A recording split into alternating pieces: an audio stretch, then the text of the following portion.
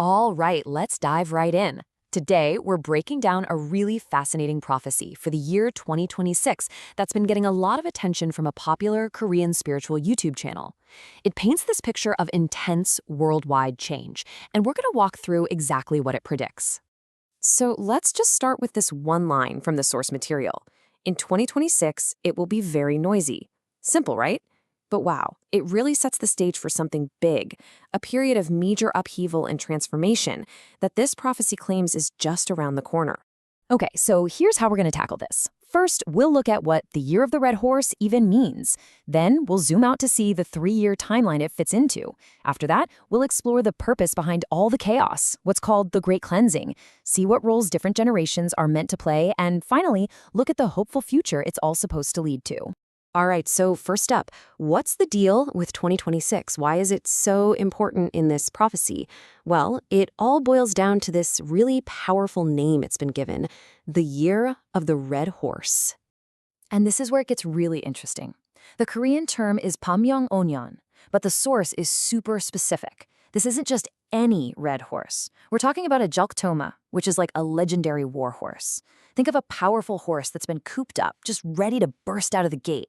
That's the kind of pent-up, fiery energy this prophecy says is going to be unleashed on the world. But here's the thing. 2026 doesn't just happen in a vacuum. The source actually places it right in the middle as the explosive peak of this intense 3-year transformation, and it all supposedly kicks off in 2025. And you can see how this whole thing builds, right? It's got a clear beginning, middle, and end. 2025 is when all the stuff we've swept under the rug starts coming out. Then, bam, 2026 hits. That's the noisy eruption when we have to deal with it all. And then 2027 is about, well, cleaning up the mess and figuring out what comes next. So, you might be asking, why? Why all this chaos? Is it just for nothing? According to the source, absolutely not. There's a very specific purpose for all of this, and it has a name, the Great Cleansing. The term for this is Cheonji Gongsa, which literally translates to heaven and earth construction, and that word construction is so important here. The idea is that this isn't about destruction. It's about clearing out all the negative, turbid energy so we can build something new and better. It's a cosmic renovation project, if you will. So how does a great cleansing even begin?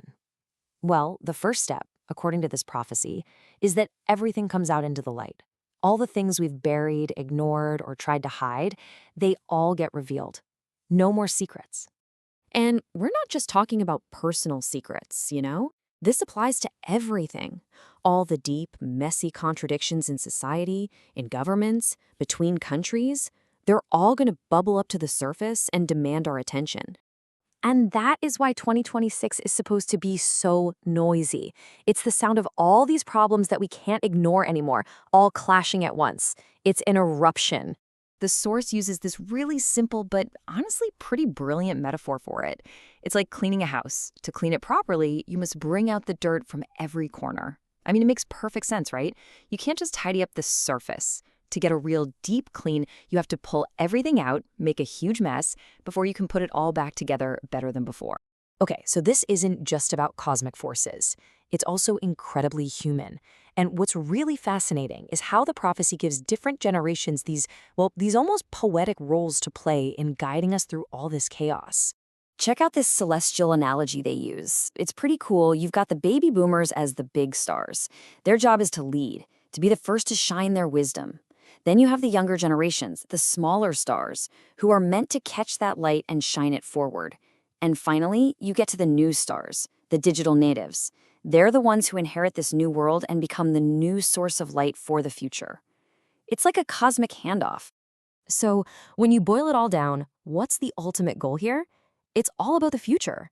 The prophecy puts this huge responsibility on the elders, the big stars, to basically pave the way and create a world where these new stars can actually shine their brightest. So after all this talk of chaos, cleansing, and upheaval, you might think the ending is going to be pretty bleak. But it's actually the complete opposite. The whole prophecy ends with this incredibly powerful message of hope. And this one quote really says it all. We are doing this now to shine more brightly in the future. It reframes the entire thing.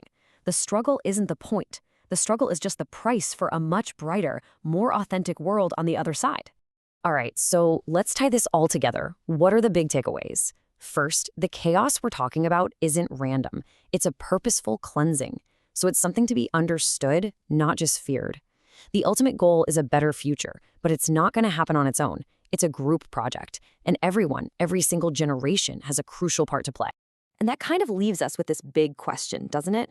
Whether you take this stuff literally as a prophecy or just see it as a powerful metaphor for the times we're living in, it really makes you think. When we're faced with predictions of huge, world-shaking change, where do you draw the line between being cautious and being hopeful? How do we get ready for the storm while keeping our eyes on the clear sky that's supposed to come after?